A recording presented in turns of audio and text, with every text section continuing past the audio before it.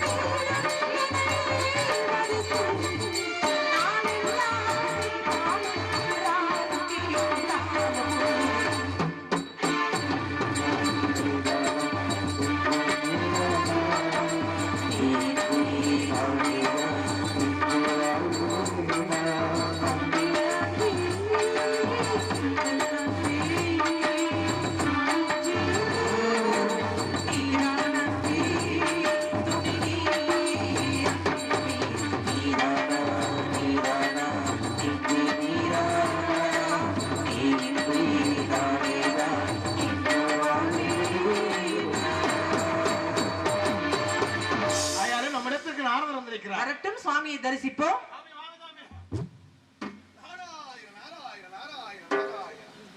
நாரத மகரிஷியை நடன மங்கையாகிய நான் ஸ்ரீ டி சங்கரா சுவாமிகள் இடது கையினால் எழுதிய திருப்பாடல்.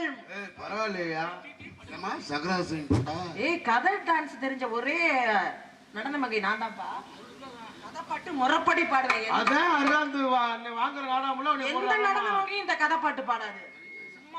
சங்கரா சுவாமி பாட்டு சொல்றியா சாமி சொல்றியா சொல்றியா சாமி சொல்றியா கதை பாட்டு. ஐயா சாமி சாமி வாணி வந்துட்டு போனி. ஐயா சாமி சாமி நரது சாமி சாமி வாணி வந்துட்டு போனி. சாமி யாரே வா நெஞ்ச கூடி முஞ்ச கடி.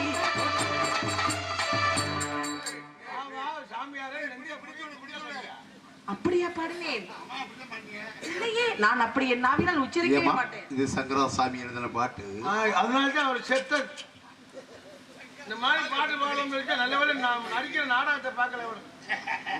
வாழ்க பெண்மகளே, வாழ்க வளர்க பல்லாண்டு பல்லாயிரத்தாண்டு பல கோடி 100 ஆண்டு வாழ. யார் அந்த பெண்மகள்? இதுதான் நான் சொன்னேன்ல என் ஆளு. உங்களுடைய ஆளு. இவர்தான் எனக்கு புருஷங்கிற பேருக்கு இருக்காப்ல. இருமிக்கிட்டு செக்யூரிட்டி நீ மாதிரி எதுக்கு உயிரோட தெரியுற? சும்மா தானே இருக்கிறேன், நான் வாட்ச்மேன் தானே. நல்ல வேலை, உங்களுக்கு பொருத்தமான வேலை. சரி, இதை வச்சு என்ன பண்றீங்க? தொழில் பண்ணிக்கிறீங்க. என்ன தொழில்? நாடக தொழில். என்ன சொல்லவே இல்ல தொழில் பண்றோம்னா. தொழில் பண்ணுறதுனா நீ சும்மாவே வீட்டுக்கு வந்து நிற்கிறேன். கலைத்தொழில். ஓ, கலை தொழில். ஆக இருக்கட்டும், இருந்தாலும் கூட உங்களுடைய காதலியை சந்தித்து விட்டேன். ஆக இடத்திற்கு தலைவி வள்ளியை நான் பார்க்க வேண்டுமே. அழைத்து வாருங்கள் பார்க்கலாம். அப்போ என்ன இந்த மாடு காலேஜ் டிசைன் மாதிரி சத்தங்க.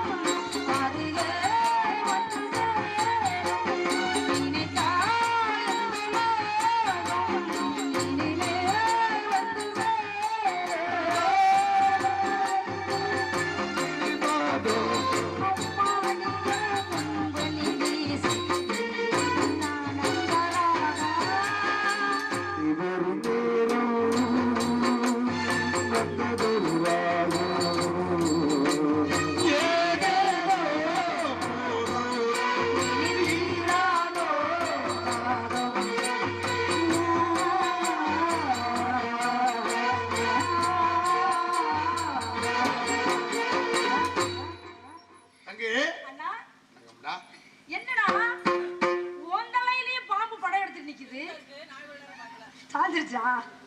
நம்ம இடத்துக்கு நாடகம் வந்திருக்கிறார். நாடகம் வந்திருக்காரா? அண்ணா நீங்க பாத்தீங்களா? பேசுனீங்களா? என்ன சொன்னாரு?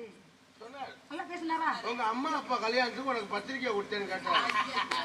நான் சொல்லிட்டேன் பத்திரிக்கை வந்து கொடுத்தா போன் அடிச்சா எடுக்கனே வந்து பத்திரிக்கை கொடுத்தான்னு சொல்லி உனக்கு கேட்டாலும் கேட்பாரு உங்க அம்மா அப்பா கல்யாணம் பத்திரிக்கை கொடுத்தாரு.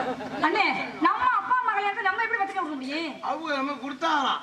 அவங்க அப்பா அம்மா கல்யாணத்துக்கு உங்களுக்கு கொடுத்தாங்களா? நம்ம அம்மா அப்பா என்ன கல்யாணம். ஆச்சரியமா இருக்குது. இல்லம்மா வகுத்துக்குள்ள இருக்கையில வாயில மென்னு சாப்பிட்டுருப்பாங்க உள்ள போயிருக்கோம் அதை பார்த்துருப்பீங்க. அப்படி சொல்றாங்களாண்ணே? சரி அண்ணே நாரதரை பாத்தியல்ல அண்ணே கூப்பிடுங்கண்ணே நானும் ஆசீர்வாதம் வாங்கிக்கிறேன். ஏய், என்ன சொல்ற? சித்தப்பா ஏய், ஏய், சுவாமியா, சுவாமியா, சச்சி பத்தானே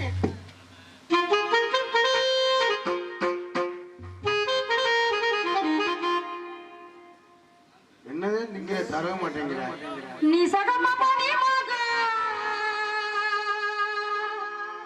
நீ சக நீ சக நீ சக நீ சசனி நீ சகமப மணி மகம நீ சகமச மணி மகம மமக மமக மமக மமக நாகவனே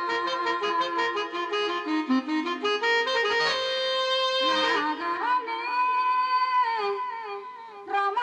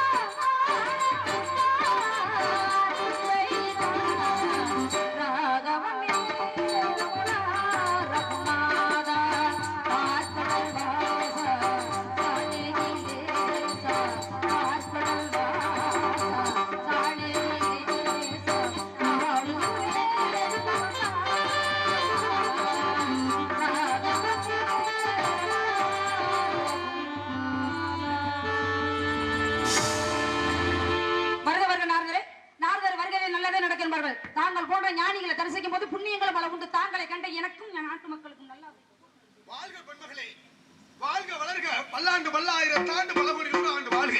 என் சிந்தை குளிர வைத்த சொல்லுந்தமிழ் செல்வி வந்தார வாழ வைக்க வந்த நாட்டிலே வந்த முறையாமல் வணக்கம் செய்த மாபெரும் தமிழ் செல்வி வாழ்க வளர்க. வையகமெல்லாம் உன்னை வாழ்த்த வேண்டும் அம்மா அற்புதமான முறைகளிலே. ஆக ராகவனே, ரமணா, ரகுநாதா என்ற அற்புதமான பாடல்களை பாடி இப்பாடல்கள் எல்லாருக்குமே இப்பாடல் யாருக்காக உண்டான பாடல் தெரியுமா? ராகவனே அப்படின்னா யாரு? ரமணா அப்படின்னா யாரு? ரகுநாதா அப்படின்னா யாரு? இவை அனைத்தும் என்னுடைய பாட்டன் மகாவிஷ்ணுக்கு உகந்தது.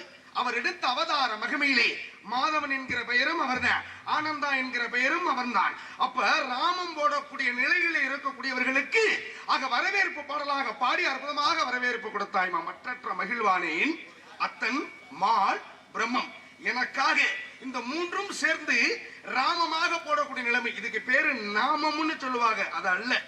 நாமம்னா இன்றைக்கு பாருங்க, கோவிலுக்குள்ள போய் அர்ச்சகர் இருப்பார் உள்ள, அப்ப நம்ம ஒரு அர்ச்சனையை கொடுக்கின்ற பொழுது உங்களுடைய நாம உதயம் என்னவோ சொல்லுங்க அப்படிம்பாரு. நாமம்னா பேரு, பெயருக்கு பேரு நாமம்னு சொல்றோம். ராமம்னா நான் போட்டிருக்கேன். நான் ஏன் போட்டிருக்கேன் தெரியுமா? உங்களுக்கு போட்டு விட்டு போவதேன். எனக்கு போட்டுடுவா போடலாம்னு முடிவு பண்ணிருக்கேன். இடத்துல நீங்க நின்றுட்டீங்க அப்படின்னா போறது பொரிய எங்களுக்கு சேர்த்து போட்டு விடுங்க. சபாஷியா, மொத்தமா ஒரு கூட்டமா தான் தெரியுறீங்களோ? அத காரணம் இந்த இடத்துல கேட்கக்கூடிய கேள்விகளுக்கெல்லாம் பதில் கொடுத்து விட்டா என்றால் ஒரு அற்புதமான மணிமகுடம் சூட்டுவேன். கேளுங்கள் தரப்படும், தட்டுங்கள் திறக்கப்படும் என்று சொன்னார்கள் முன்னோர்களுடைய வாக்கு. கேட்டால் கிடைக்குமா, தட்டினால் தான் திறக்குமா? அலைமகள், மலைமகள், கலைமகள் முப்பெரும் தேவியிடம் இருப்பதோ வெண்தட்டு, பொன்தட்டு, செந்தட்டு. ஆனா உங்ககிட்ட ஒரு தட்டு இருக்கு. என்ன தட்டு? அந்த தட்டை தட்டணும்னு நான் வந்திருக்கேன். எனக்கு தட்டுறதுக்கு நீங்க இடம் கொடுத்தீங்க அப்படின்னா முறையா தட்டுவேன். யாரும் கேளுங்களே, அவங்கள்ட்ட இருக்கிறதெல்லாம் வெண்தாமரை, பொன்தாமரை, செந்தாமரை தட்டாக அமைந்தது. உங்கள்ட்ட ஒரு தட்டு இருக்குன்னு சொன்னேன். தமிழ் என்கிற தட்டு உன்னிடத்திலே உள்ளது. இந்த தமிழ் தட்டை நான் தட்டுகின்ற பொழுது கேட்கக்கூடிய கேள்விகளுக்கெல்லாம் பதில் கொடுத்தா என்றால் பாராட்டு என்கிற தட்டு மக்களிடத்திலிருந்து பெற வேண்டும் என்பதற்காகவே ஓடி வந்தேன்.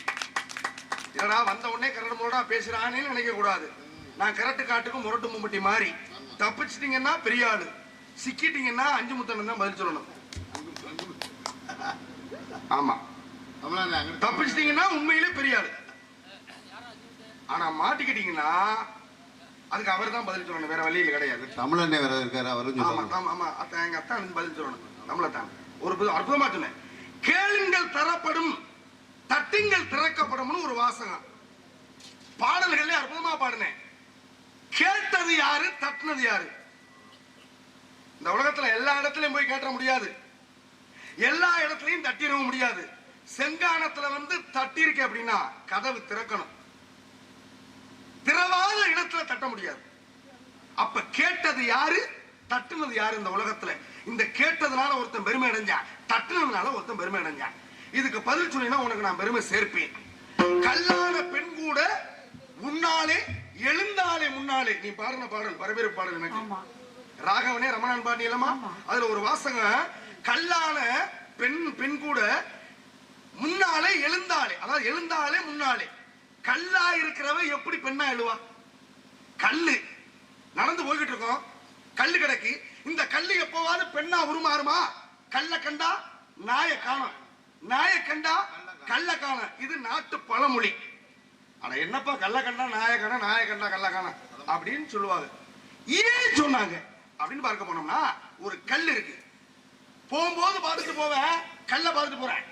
அந்த கல்ல ஒரு சிற்பி நாயாக வடிவமைச்சுட்டா கல்லு மறைஞ்சு போகும், நாய் வெளியில வந்துடும். அப்ப நாயா தான் தெரியும். அற்புதமா நாய் நல்லா வரைஞ்சிருக்கானே அந்த ஆளு அப்படின்னு தான் சொல்லுவேன். போகும்போது பார்த்தேன், கல்ல பார்க்கின்ற பொழுது நாய் அதுக்குள்ள இல்ல, நாயை பார்க்கின்ற பொழுது கல்லு மறைஞ்சு போச்சு.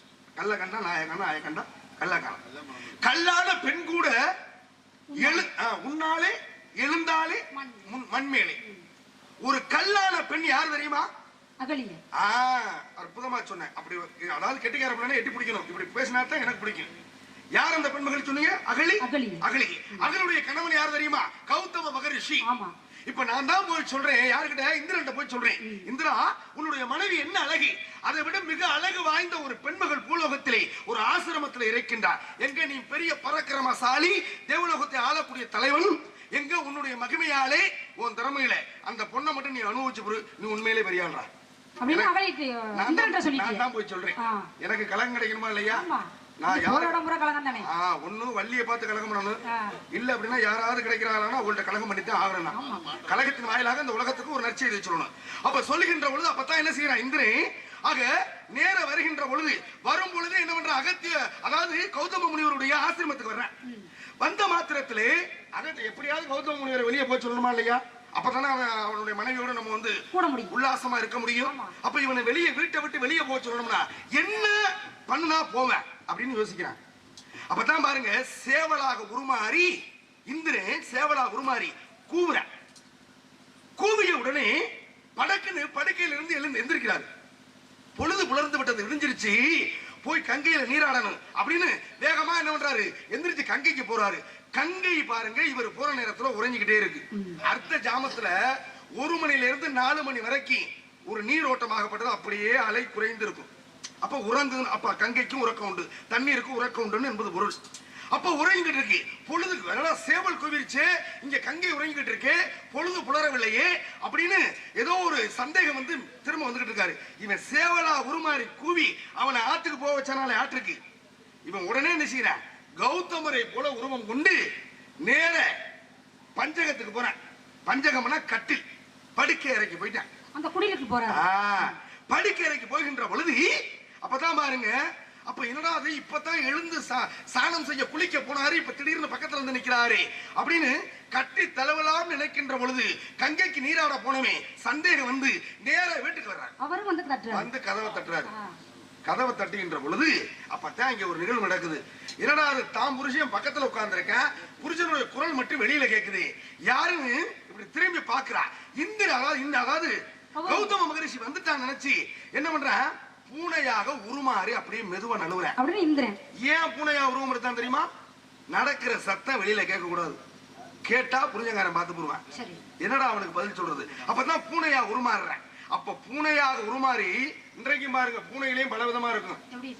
வெள்ளை பூனையாவும் இருக்கும், அந்த வெள்ளையில கருப்பு புள்ளியாவும் இருக்கும். வெள்ளையாவும் இருக்கும், வெள்ளையில கருப்பு கருப்பு புள்ளியா இருக்கும். இந்த புள்ளி எப்படி வந்துச்சுன்னு சொல்றேன் ஒரு விளக்கம். அப்ப பாருங்க, இந்த இடத்துல பூனையாக உருமாறி செல்கின்ற பொழுது அப்பதான் நிஷ்டையில உணர்ந்து பாக்குறாரு. ஆக வந்தது இந்திரன், நம்மள எப்படியோ கங்கைக்கு அனுப்பி வச்சுட்டு இவன் உள்ள வந்து ஏதோ உல்லாசமா இருக்க பாக்குறான். நின்றா இந்திரான்ட்டார். உருவம் கலைஞ்சு வச்சு, பூனையா இருந்தவன் உருவம் கலைஞ்சு வச்சு உருவமா வந்துட்டான். எந்த ஒரு பெண் யோனிக்கு ஆசைப்பட்டு இந்த பூலோகத்துக்கு வந்தாயோ, உன் உடம்பு முழுவதும் யோனியாக போக கடவுது. வெள்ள பூனையில கருப்பு இருந்தா அது பெண் யோனி, அது இந்திரன். சாதாரண வெள்ளையா இருந்தா அது தேவலோகத்திலிருந்து இந்திரன் வருகின்ற பொழுது வெள்ளையா தான் வர்ற. திரும்பி போகின்ற பொழுது வெள்ள பூனையில கருப்பு கருப்பு புள்ளி, எந்த யோனிக்காக பெண் மீது ஆசை கொண்டு வந்தாயோ அந்த யோனியாகவே உன் உடம்பு முழுவதும் விழ கடவுது அப்படின்டா. வெள்ள பூனையா வந்தவன் கருப்பு கருப்பா புள்ளியா போச்சு, பெண் யோனியா போச்சு. ஓடி போய் தாமரை தடாகத்தில் வந்துட்டான். இந்த பெண் யோனியோடு தேவலோகத்துக்கு எப்படா போறது, வேற வழி இல்லையேன்னு சப்த ரிஷிகள் வந்து சிந்தாமணி விநாயகரை தியாகம் பண்ணி ஒரு செஞ்சு அவளை வெளியே அனுப்புறாங்க. இப்பேற்பட்ட நிகழ்வு இது நடந்து முடிஞ்சிருச்சு. நடந்து முடிஞ்ச உடனே தாடகை வன ராமாயணத்துல விஸ்வாமித்திரர் என்ன செய்றாரு, ராமனையும் லட்சுமணனையும் தாடகையை வதம் செய்யணும், சுயவரம் நடக்குது சீதைக்கு, அங்க மிதிலைக்கு கூட்டி போகணும்னு வழியில கூட்டிட்டு போயிட்டு இருக்காரு. எங்க, அதாவது தசரதனுடைய அரண்மனையில இருந்து அயோத்தியில இருந்து நேர மிதிலைக்கு போறாங்க. போகின்ற வழியில அகலியோட கதையை சொல்றாரு. இப்படி எல்லாம் ஒரு பெண்ணு சாபம் பெற்று இருக்கிறாப்பா. அப்பதான் அந்த கௌதமர் சாபம் கொடுக்கிறாரு, தான் கணவனுக்கும் பிரத்தியாருக்கு உனக்கு வகுக்க வழி தெரியலையடி, வந்தது யாருன்னு தெரியலையே, அவங்க கூட வந்து கட்டில கூட நினைக்கிறியே, அப்ப உண்மையிலேயே நீ பொம்பளையா இல்ல கல்லா? நீ கல்லாக போகிறது, அவனுக்கு உன் உடம்பு முழுவதும் யோனியாக போகிறது இந்திரனுக்கு சாபம். தன் மனைவி அகலிகைக்கு ஆக நீ கல்லாக போகிறது, கல்லுதான் உணர்வு இல்லாம கிடக்கும், தான் புருஷன் பிரத்தியாருன்னு தெரியாதே, தெரியாம கிடக்கு சாபத்தை கொடுத்தாச்சு. இந்த கல்லுதான் தாடகை வனத்துக்குள்ள கிடக்கு சாபம் கொடுத்த உடனே. அப்பதான் அந்த அம்மா மன்றாடுது அகலிகை, ஐயா சுவாமி, நான் அறியாமல் தெரியாமல் என்னுடைய நிஷ்டையை உணர்ந்து பார்க்காமல் தவறு செய்து விட்டேன், நீங்க நினைச்சு நான் கட்டி தழுவ தெரிஞ்சு அப்ப எனக்கு சாபத்தை கொடுத்தீங்க, எனக்கு விமோசனம் இல்லையான்னு கெஞ்சி கேட்கிறா. அப்பதான் விமோசனம் கொடுக்கிறாரு. தசரதனுடைய பிள்ளை ராமன் எப்பொழுது அவனுடைய கால்கள் உன் கல் மீது படுகின்றதோ அப்ப நீ பொம்பளையா எழுந்து வந்துருவேன், அப்ப நீ பொம்பளையா எழுந்து வா, நான் குடும்பம் நடத்திக்கிறேங்கிறாரு. அப்ப கல்லா கிடக்குறா. நேர கதையை சொல்லிட்டு போறான். இவனுடைய பாதம் போற வழியில அந்த கல்லு மேல படுது, பட்ட உடனே ஒரு பெண்ணா எழுந்துட்டாவதான் அகலிகை. கல்லான பெண் கூட எழுந்தாலே மண்மேலே வந்துட்டாளா? நீ சொன்ன பாட்டுக்கு நாங்க சொன்ன கதைக்கு சரி, நீ என்னவா எனக்கு பாடுனியோ அதுக்குள்ள ஒரு இவ்வளவு விஷயம் வச்சு பாடுற. நாரதர் இதை கண்டுபிடிக்கிறாரா பிடிக்க மாட்டாரா? நீ எவ்வளவு பெரிய சூட்சகமான ஆளுமா நீ? நீ சூட்சகமா ஒரு பாடலை பாடிவிட்ட. நான் இது சினிமா பாடல் தானே, இது திரைப்பட பாடல். ஆனா இதுக்குள்ள எங்க நீ பெரிய ஆளு, நீ நாரத மகரிஷி, நான் ஒரு வரவேற்பு பாடல் கொடுக்கிறேன், எனக்கு எப்படி நீ கேள்வி கொக்கி போட்டிருக்க தெரியுமா? கண்டுபிடிச்சிக்கிற மாதிரி. எங்க நீங்க கண்டுபிடிக்கிறீங்க? நான் கண்டுபிடிக்காம இதை விட்டுவிட்டு அடுத்த இடத்துக்கு போயிருந்தேனா உங்க லட்சணம் இவ்வளவுதானு நீ சுட்டி காட்டிட்டு வச்சுக்க. யாரு திப்பிருக்காது. அவ்வளவுதான். முதல்ல நீனே துப்ப சொல்லுவே இருக்கு போய்யா. நாரதர் ஒரு ஆளா 2 பேரா? அங்கிட்டு ஒரு நாரதர் இங்கிட்டு ஒரு நாரதர். ஆக அற்புதமான நிலைகளே எனக்காக வரவேற்பு கொடுத்தாய். கேட்டது யாருமா தட்டினது யாரு? இருந்தாலும் இதுக்கு நீ பதில் கொடுக்கணும். கேட்டதுனால ஒருத்தன் இந்த உலகத்துல பெருமை இருந்தான், தட்டுனதுனால அவன் ஒருத்தன் பெருமை அடைந்தான். கேட்டது யாரு தட்டுனது யாரு? இவன் 2 பேரும் யாரையா பெருமை அடைஞ்சு விட்டாயா? நீங்க கேட்டீங்க. நீ எனக்கு எப்படி சொல்லுக்குள்ள சொல் சூட்சமம் பாட்டுக்குள்ள வச்சியோ அந்த மாதிரி இன்றைக்கும் பாருங்களேன். இதுல ஒரு விஷயத்தை சொல்ல மறந்துட்டேன். சொல்லுங்க. அற்புதமா நீ எனக்கு இந்த பாடலை நீ பாடி இதுக்குள்ள கொக்கி நீ போடலைனா இந்த விஷயம் மக்களுக்கு போய் சேராது. இந்த கல்லாக போ கடவுள்னு கொடுத்துட்டாருல சாபம். யாரு கொடுத்தது? கௌதம முனிவர் கொடுத்தாருலமா. அகலிகை கொடுத்தாரு. ராமனுடைய பாதம் பட்டு பெண்ணா எழுந்து வந்துட்டாள்ல வீட்டுக்கு. அப்ப அந்த கல்லுல இருந்து பெண் வந்துட்டா. கல்லுக்கு ஒரு மகிமை கொடுக்கணும், இந்த உலகத்திற்கு ஒரு எடுத்துக்காட்டா கொடுக்கணும் அப்படின்னு சொல்லி அந்த கல்லு ஒவ்வொரு வீட்லயும் உண்டு. 5 மூர்த்தி வீட்லயும் இருக்கு, தமிழரசி வீட்லயும் இருக்கு. என்ன கல்லு? எங்க யாராவது கண்டுபிடிங்க. ஒவ்வொரு வீட்லயும் உண்டு. செங்கானத்துல வீட்டுக்கு வீடு உண்டு. ஒவ்வொரு பெண் மக்களும் ஒவ்வொரு ஆண் மகனும் இதை அறிந்து கொள்ள வேண்டும் என்பதற்காகத்தான் அங்கு கொடுக்கப்பட்ட சாபத்தின் விடப்பட்ட கல்லு ஒவ்வொரு வீட்லயும் உண்டு. என்ன கல்லு தெரியுமா? அம்மி கல்லு. ஏன் அம்மி கல்லா கொடுத்தாங்க தெரியுமா? ஒவ்வொரு வீட்லயும் அம்மி கல்லா இருக்குன்னு. அப்ப தன் கணவனுக்கு துரோகம் செய்து விட்டால் என்பதற்காக கல்லா போனாலே அகலிகை சாபத்தை கொடுத்தாரே கௌதம மகரிஷி ஒவ்வொரு வீட்லயும் இருந்தா. ஆக சாயங்கால நேரத்துல மிளகாய் மல்லி அரைக்கின்ற பொழுது தான் புருஷனுக்கு துரோகம் பண்ண கூடாது என்ற எண்ணம் ஒவ்வொரு பெண்ணுக்கு வரணுமா? அதனாலதான் கொடுத்தாங்க. மிளகாய் அரைக்கும் போது அந்த ஞாபகம் வந்துடும். கணவனுக்கு துரோகம் பண்ணோம்னா இந்த மாதிரி கல்லா போயிருவோம், அப்ப நம்ம நேர்மையா இருக்கணும் அப்படின்னு. ஆம்பளைக்கு கல்யாணம் பண்ணுகின்ற பொழுது தன் மனைவியோட சகோதரியை கூட்டியாந்து அந்த அம்மிக்கல்ல காலை வச்சு மெட்டி போடுவது உண்டு. போடுறது உண்டா? ஆமா. ஏன் ஆட்டுக்கல்ல வச்சு போடலாம்ல, முந்தக்கல்ல வச்சு போடலாம்ல, செங்கக்கல்ல வச்சு போடலாம்ல, அது ஏன் அம்மிக்கல்ல வச்சு போடுறாங்க? அப்பதான் ஆம்பளைக்கு ஒரு புத்தி கொடுக்கறாங்களா. ஆக கட்டிய மனைவியை தவிர வேற எந்த பெண்மகளையும் ஆக நீ நினைத்தால் இந்த மாதிரி தாண்டா போகணும், கல்லாத்தான் போயிருவேன். அப்ப அதனாலதான் கல்லுமேல வச்சு கொழுந்தியா ஏன் போடுறா? தன் மனைவியாக கூட இருந்தாலும் கொழுந்தியா மெட்டி படுகின்ற பொழுது கொழுந்தியா மேல கூட ஆசை வந்துடக்கூடாது உனக்கு. அதனாலதான் ஒவ்வொரு திருமண விழாவிலையும் ஒவ்வொரு மாப்பிள்ளைக்கும் ஒரு கொழுந்தியால கூட்டியாந்து ஆக அது மேல காலை வச்சு மெட்டியை போட சொல்லி அப்பேற்பட்ட அருமைகளும் பெருமைகளும் எவ்வளவு கொக்கியை போட்டு இந்த இடத்துல நிப்பாட்டி இருக்க தெரியுமா? வாழ்க. இந்த பிள்ளைக்கு ஒரு கைதட்டல் கொடுங்க முதல்ல. ஆமா உண்மையில அது கேட்கலாம்னா நீங்க சொல்ல முடியாது. தாண்டி நான் போயிருந்தேன் அப்படின்னா என்னை நிப்பாட்டி இருப்பேன். நான் இவ்வளவு விளக்கம் கொடுப்பதற்கு காரணம் நீ பாடிய பாடல். கண்டிப்பா இதுக்குள்ள இவர் என்ன செய்யறாரு அப்படின்னு என்னை பரிசோதிக்கிறேன். தூண்டி விட்டது. நான் சுடர் விளக்கு, நீ தான் தூண்டுகோள். அந்த பெருமை உனக்கு தான் வரணும். கேட்டது யாரு தட்டுனது யாரு? 2 பேருக்கு பெருமை. உனக்கு ஒரு வாழ்த்து பாடல் கொடுக்கிறேன். கொடுத்து முடிந்த உடனே ஒப்ப மோல நீ இதுக்கு பதில் சொல்லணும். சொல்லல கை தட்டின அத்தனை பேரும் எனக்கு பதில் சொல்லணும். அப்ப தட்டாம போயிட போறோம். மணமாலை